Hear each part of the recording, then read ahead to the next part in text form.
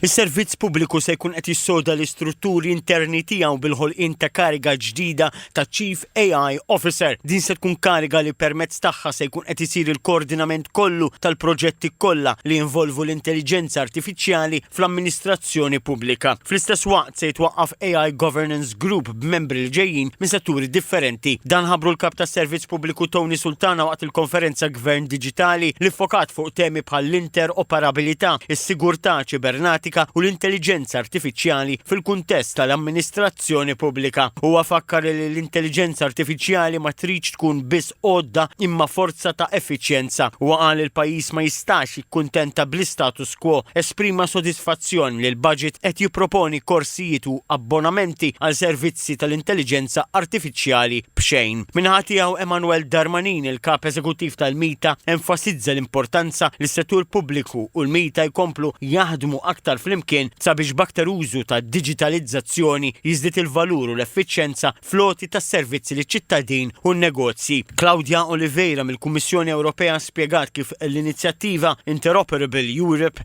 qed tiffaċilita governanza aktar konnessa u effiċjenti madwar l-istati membri. Jonathan Kassar, kap sigurtà tal-informazzjoni tal-Mita, iddeskriva l-isfidi u l-prattiċi tajbin relatati mar-reżiljenza ċibernetika fil-waqt li Dr. Josien Kutajjar, ex-membru tal-Parlament Ewropew, iddiskutiet il-qafas regolatorju tal-intelligenza artifiċjali u l-opportunitajiet li dan joħloq għas-settur pubbliku.